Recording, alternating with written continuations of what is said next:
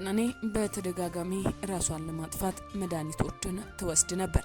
ከማስታወሻዋ የተገኘው በጠበቃው የቀረበው ማስረጃ አንዷለም ጎሳም ዛሬ ለሶስተኛ ጊዜ ፍርድ ቤት ቀርቧል። የ25 ዓመት የልደት በዓል ዝግጅቷ ላይ እንዳለች ህይወቷ ያለፈው ቀነኒ አዱኛን በተመለከተ ቀነኒ ካሰፈረችው ማስታወሻ አዲስ መረጃም ወጥቷል።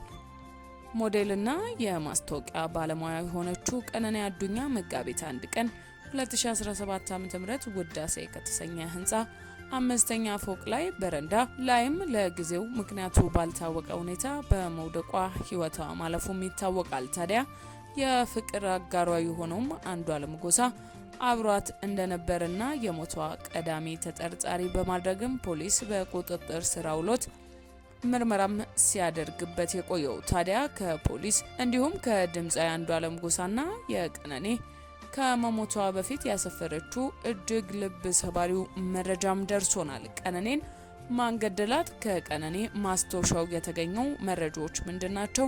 የሚለውንና በፍርድ ቤት ውሎ የተከሰቱትን ክስተቶች አካተን የአዱኛ ጠበቃ በማስረጃ ያቀረቡ ሰፋ ያሉ ዝርዝር መረጃዎችን በስፋት ልናደርሳችሁ ነው። ሰላም ጤና ይስጥልን። የተወደዳችሁ የፊሽታ ሚዲያ ተከታታዮች በያላችሁበት የበዛ ሰላም ለእናንተ ውድ ተከታታዮቻችን ይሁን እያለን ለቻናላችን አዲስ ሆናችሁ ቻናላችንን ሰብስክራይብ እንዲሁም የደውል ምልክቷን በመጫን እንዲያሉ ወቅታዊ መረጃዎች ትኩስና ወቅታዊ መረጃዎች በፍጥነት እንዲደርሱ ያድርጉ እያለን ወደ ዛሬ ዝርዝር መረጃችን አለፈን። ወደ ዝርዝር መረጃችን ስናልፍ የድምጻዊ አንዷለም ጠበቃ ቀነኒ በርካታ ጊዜ ራሷን ለማጥፋት መሞከሯን ከማስታወሻ ላይ ተገንዝቤያለሁ ሲል ተከራከረ። የድምጻዊ አንዷለም ጠበቃ ቀነኒ በርካታ ጊዜ ራሷን ለማጥፋት መሞከሯን ከማስታወሻ ላይ ተገንዝቤያለሁ ሲልም በችሎት ተከራክሯል። በፍቅር አጋሩ ግድያ ቀነኒ አዱኛ ተጠርጥሮ በእስር ላይ የሚገኘውም የአፋን ኦሮሞ ድምጻዊ አንዷለም ጎሳም ዛሬ መጋቢት 9 ቀን 2017 ዓ.ም ለሶስተኛ ጊዜ ፍርድ ቤትም ቀርቧል። ተጠርጣሪው አንዷለም ጎሳ ዛሬ ጠዋት አራዳ በሚገኘው የፌዴራል ፍርድ ቤት ከጠበቃው ጋር በቀረበበት ወቅት ፖሊስ በተሰጠው 12 ቀን የምርመራ ቀናት ውስጥም ያሰባሰበውን ማስረጃ ለችሎትም አቅርቧል። ዛሬ በዋለው ችሎትም ፖሊስ መጋቢት 17 ቀን 2017 ዓ.ም በተሰጠው 12 ተጨማሪ የምርመራ ቀናት ውስጥም በሞዴል ቀነኒ አዱኛ ሞት ላይ 15 ተጨማሪ የሰዎች በአጠቃላይ የ8 ሰዎች ማስረጃን ማሰባሰቡንም ገልጿል። እንዲሁም በቀነኒ መኖሪያ ቤት ውስጥም በሚገኝ ምንጣፍ ላይም የተደረገው ምርመራን ጨምሮ የተለያዩ ናሙናዎችን በመውሰድም ለፍሮንሲክ ምርመራ ለፌዴራል ፖሊስ መላኩንና የምርመራው ውጤት ግን እስከዛሬ አለመድረሱንም ገልጿል። በተጨማሪም በሟችና በተጠርጣሪው የእጅ ስልክ ላይ ምርመራ እንዲደረግ ወደ ብሔራዊ መረጃና ደህንነት አገልግሎት ተልኮ የምርመራ ውጤትም እየተጠበቀ እንደሚገኝ ለችሎቱ አስረድቷል። ሳይሰባሰቡ የቀሩ ማስረጃዎች ከዚህ ቀደም በነበረው ችሎት ላይ ከቀረቡት የምርመራ ውጤቶች ጋር እንደ ተጨማሪ ግብዓት እንዲካተቱለት የጠየቀው ፖሊስ መሰብሰብ ያለባቸው ተጨማሪ ማስረጃዎችን ለማሰባሰብ ተጨማሪ የምርመራ ቀናት እንዲሰጠውም ጠይቋል። መጋቢት 17 ቀን 2017 ዓ.ም በዋለው ችሎትም ፖሊስ በአስክሬን ምርመራ ቀነኒ ከፍ ካለ ቦታ ላይም ወድቃ ህይወቷ ማለፉን ጠቁሟል። ነገር ግን የአስክሬን ምርመራ ውጤትን በተመለከተ ከሕክምና ባለሙያዎች ተጨማሪ ማብራሪያ በመጠየቅ ውጤት እስኪደርስም ተጨማሪ ቀናት እንዲሰጠው መጠየቁም ይታወሳል። ይሁን እንጂ ፖሊስ በዛሬው ችሎት እንደገለጸው ማስረጃው ከያዙት የሕክምና ባለሙያዎች መካከል የተወሰኑት በሀገር ውስጥ እንደሌሉና እነሱን ለማግኘትም የተለያዩ ዘዴዎች እየተጠቀሙ መሆኑን በመግለጽም ውጤቱን እስኪቀበሉ 14 ተጨማሪ ምርመራ ቀናት እንዲሰጠውም ጠይቋል። የአንዷለም ጎሳ ጠበቃ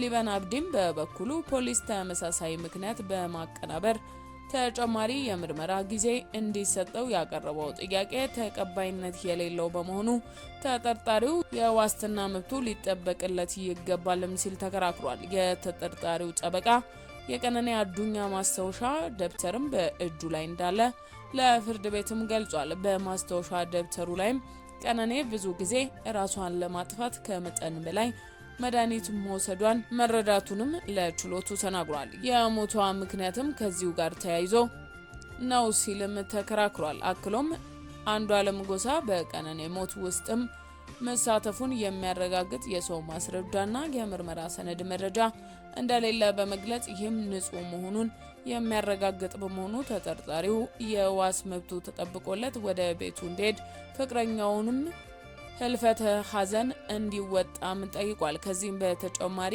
ኢትዮ ፎረም የተሰኘ ዩቲዩብ ሚዲያን ጨምሮ የተለያዩ ሚዲያዎች በባለፈው ችሎት ተጠርጣሪው አንዷለም ጎሳ ለመጪው የትንሳኤ በዓል ኮንሰርት ስላለው የዋስትና ጥያቄ እንዳቀረበ አድርገው መዘገባቸው በቀነኔ ቤተሰብና የሚወደው ማህበረሰብ እንዲጨክንበት ታስቦ የተደረገ የስም ማጥፋት ዘመቻ ነው ሲል ገልጾ ፍርድ ቤቱ ጉዳዩን እንዲመለከተውም ጠይቋል። ፍርድ ቤቱ በበኩሉም የሁለቱ ወገኖችን ክርክር ካዳመጠም በኋላ ፖሊስ ያቀረበውን የምርመራ ውጤትና በሁለቱ ወገኖች የተነሱ ጥያቄዎችን መርምሮ ውሳኔ ለመስጠትም ለነገ መጋቢት 30 ቀን ከጠዋቱ 3 ሰዓት ቀጠሮም ሰጥቷል። ሞዴልና የማስታወቂያ ባለሙያ የሆነችው ቀነኔ አዱኛ መጋቢት 1 ቀን 2017 ዓ.ም ሌሊት 10 ሰዓት አካባቢ ከእጩኛዋ ጋር ከሚኖሩበት ውዳሴ ከተሰኘው ህንፃ 5ኛ ፎቅ በረንዳ ላይም ለጊዜው ምክንያቱ ባልታወቀ ሁኔታ በመውደቅ ህይወቷ ማለፉም ይታወቃል። የአንዷለም ጎሳ ጠበቃ ቀነኔ ዲያሪዋ ላይ ራሷን የማጥፋት ሀሳብ እንዳላት መጻፉን ገልጾ መከራከሩ ተሰማ። የአንዷለም ጎሳ ጠበቃ ቀነኔ ዲያሪዋ ላይ ራሷን የማጥፋት ሀሳብ እንዳላት መጻፏን ገለጸ። መጻፏን ገልጾ መከራከሩ ተሰማ። መቼም ዲያሪዋን አንዷለም ሳያነበው ለጠበቃው አልሰጠውም። ራሷን የማጥፋት ሀሳብ እንደነበራት ካወቀ ለምን የስነልቦና ሕክምና እንድታደርግ አላደረጋትም?